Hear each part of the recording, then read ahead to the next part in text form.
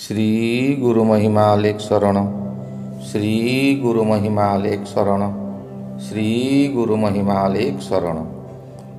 महिमा वास्तु सेवा YouTube channel तरफरु आपण मानकु स्वागत जनाई आरंभ करुछि।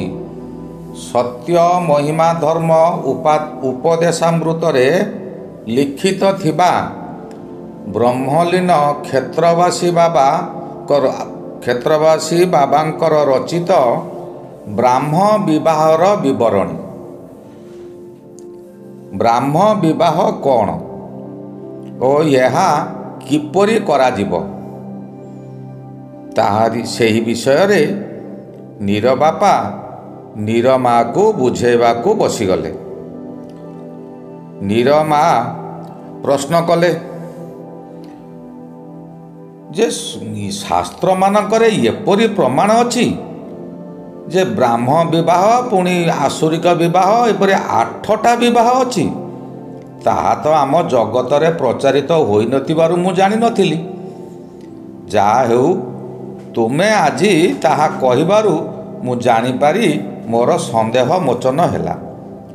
तमे जदि आमर पुओ झियो को सेही नियम रे ब्राह्म विवाह करबा को कहूच ताहा किपरि ओ केउ समय रे ओ काहा द्वारा हेबो आगरु टिके कहितिले सेला मु बुझिथिबी। एही विषय आरंभ करिबा पूर्वरु आपण मानकु मु अनुरोध करूछि जेउ माने प्रथम करी एही चैनल को आसुछंती सेमाने गोटिए सब्सक्राइब करी पाखरे आसुथिबा बेल आइकन को दबाई दियंतु जहा द्वारा कि आमर जेउ समय रे वीडियो अपलोड हेबो सर्वप्रथमे आपणक पाखरे पहुँची पारिबो। नीर बापा कहिले जेतेबेले उपरोक्त नियमानुसारे पुत्र कन्या धर्म और विद्या शिक्षा रे उन्नति लाभ करी संसार मध्यरे विधि निषेध अवगत होइथिबे गृह धर्म विधि रे संसार चलाइबार ज्ञान तांकर आसी जाइथिबो। बाल्य अवस्थार चपल मन बुद्धि सबु बदली विवाहित विचार को गति करुथिबो। सेही समय रे पुत्रर पिता और कन्यार माता उभये धर्म उपासक व्यक्ति को आह्वान करी पुत्र और कन्यांकर विवाह संबंधे सेमानकु जणाइबे। भक्तगण और उपयुक्त मध्यस्थ व्यक्ति वर कन्यांक चरित्र एवं सेमानक मनोगत भाव बुझी ताहांक अनुमति क्रमे एक निर्दिष्ट शुभ विवाह दिवस धार्य करदेबे। तहु कन्यार पिता उक्त धार्य दिवसर पूर्व एक दिन ठारू पालिकी सवारी प्रभृति विलास आडंबर परित्याग पूर्वरु सात्विक मध्यरे वर को आह्वान करी आनिबे। भक्त मानकु मध्य अर्चना पूर्वक अणाइबे। एइठारे मु गोटिए कथा कहूची जेउ दिन को विवाह दिवस स्थिर होइथिबो ताहार पूर्व दिन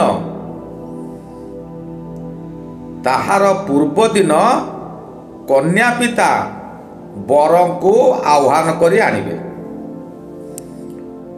उभयंकर पिता माता एवं मध्यस्थ व्यक्ति सह समस्ते विवाह मंडप स्थान रे उपस्थित होई वर कन्या को सेटा को आनिबे।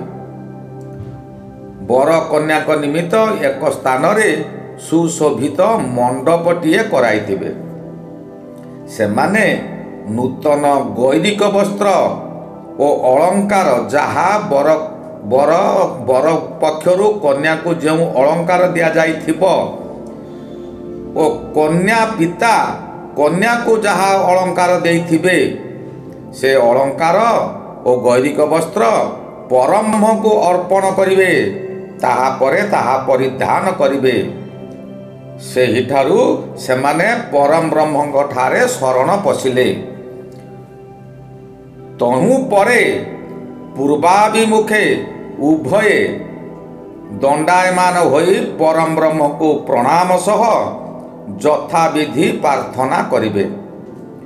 ଭକ୍ତଗଣ ଓ ତାହାଙ୍କର ପିତା ଏକ ମନ ହୋଇ ପରମ ବ୍ରହ୍ମଙ୍କର ସ୍ତବ ଓ ସ୍ତୋତ୍ର ପାଠର କରିବେ।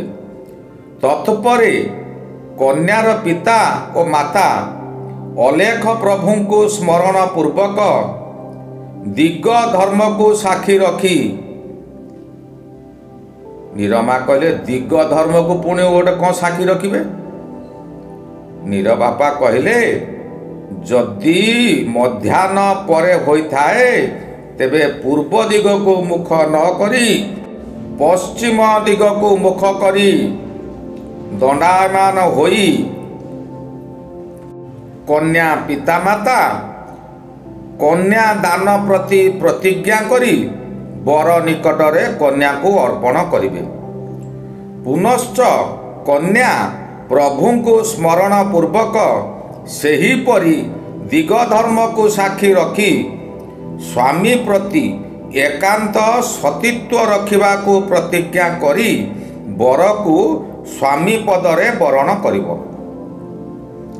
ବର ମଧ୍ୟ ପ୍ରଭୁଙ୍କୁ ସ୍ମରଣ ପୂର୍ବକ ତଦ୍ରୂପ ଦିଗ ଧର୍ମକୁ ସାକ୍ଷୀ ରଖି ଏକାନ୍ତ ଅର୍ଦ୍ଧାଙ୍ଗିନୀ ଭାବେ ଯାବଜ୍ଜୀବନ ଚଳାଇବାକୁ ପ୍ରତିଜ୍ଞାବଦ୍ଧ ହୋଇ କନ୍ୟାକୁ ପତ୍ନୀ ରୂପରେ ଗ୍ରହଣ କରିବ।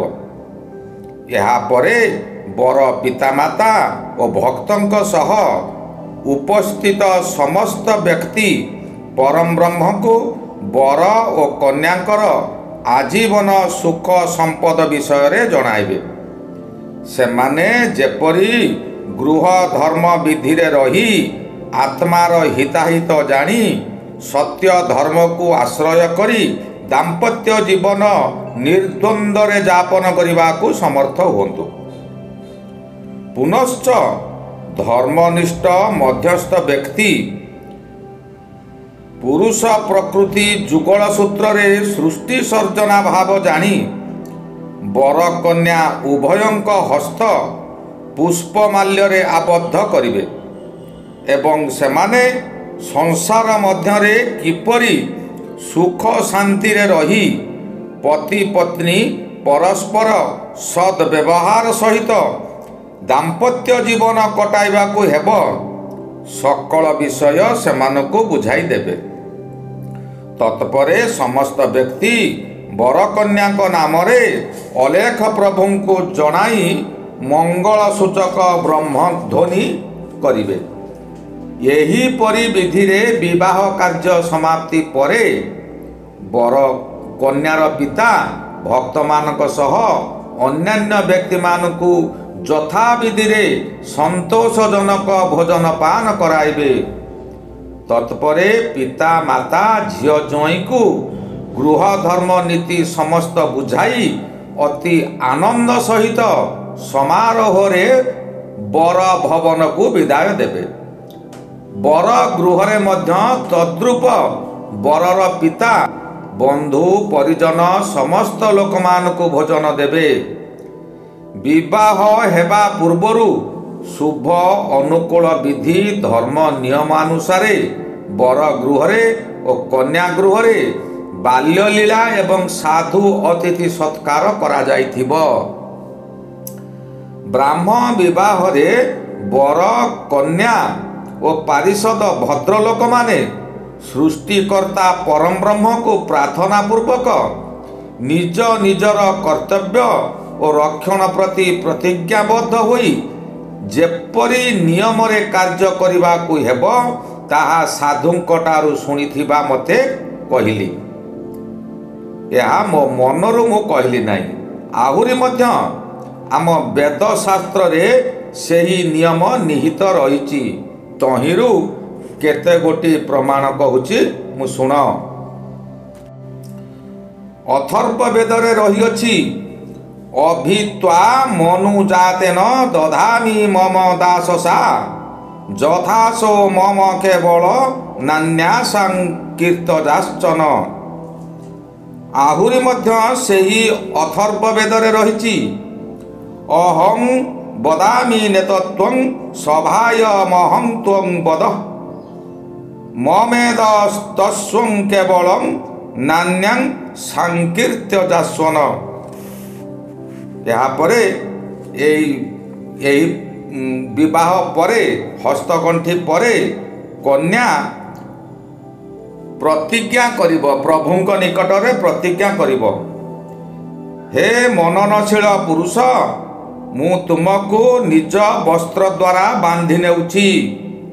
ଯେଉଁ ବସ୍ତ୍ର ଖଣ୍ଡିକ ଆମେ ଯାହାକୁ କୁହନ୍ତି ଗଣ୍ଠିଆଳ, କନ୍ୟା କାନ୍ଧରୁ ବର କାନ୍ଧକୁ ପଡ଼ିଥାଏ, ସେ ଗଣ୍ଠିଆଳର ଅର୍ଥ କେହି ବୁଝି ନାହାନ୍ତି।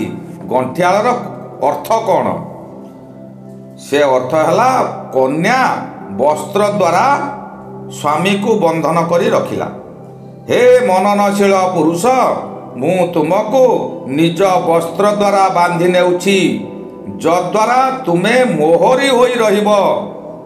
ଅନ୍ୟ ସ୍ତ୍ରୀ ବିଷୟରେ କଦାପି ଚିନ୍ତା କରିବ ନାହିଁ। ମୁଁ ମଧ୍ୟ ପ୍ରତିଜ୍ଞା କରୁଛି, ତୁମେ ମଧ୍ୟ ଏହି ସଭାରେ ପ୍ରତିଜ୍ଞା କର, ଅନ୍ୟ ପୁରୁଷ ବା ସ୍ତ୍ରୀ ବିଷୟରେ ଚିନ୍ତା କରିବା ନାହିଁ। ତତ୍ପରେ ବର ପ୍ରତିଜ୍ଞା କରିବ। ବର କ'ଣ ପ୍ରତିଜ୍ଞା କରିବ?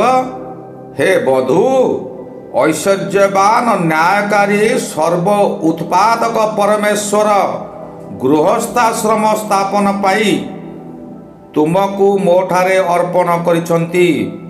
ତେଣୁ ସୌଭାଗ୍ୟ ନିମିତ୍ତ ତୁମର ମୁଁ ପାଣି ଗ୍ରହଣ କରୁଅଛି।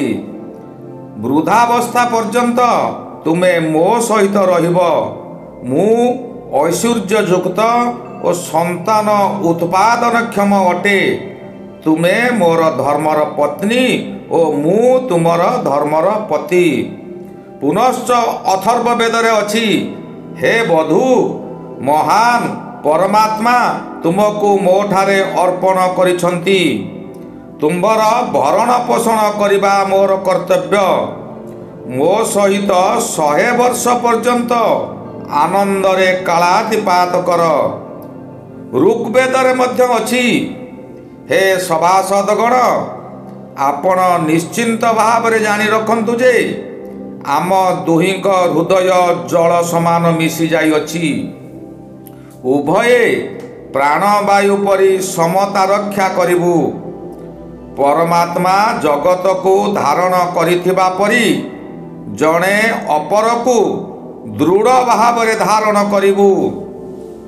ଉପଦେଶକ ଶ୍ରୋତାମାନଙ୍କ ପ୍ରତି ଶ୍ରଦ୍ଧା ଓ ପ୍ରେମ ରଖିବା ପରି ଆମେ ଦୁହେଁ ପରସ୍ପର ପ୍ରେମ ପୂର୍ବକ ରହିବୁ।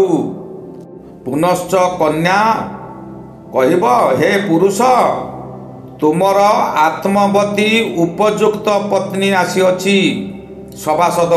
ସଭାସଦ ବର୍ଗମାନେ କହିବେ, ହେ ପୁରୁଷ, ତୁମର ଆତ୍ମବତୀ ଉପଯୁକ୍ତ ପତ୍ନୀ ଆସିଅଛି, ତା ସହିତ ସଂସାର କ୍ରିୟା ସମ୍ପାଦନ କର। ଗୁରୁଜନମାନେ ସେହିଠାରୁ ଅନୁମତି ଦେବେ ଯେ ତମେ ସଂସାର କ୍ରିୟା ସମ୍ପାଦନ କର।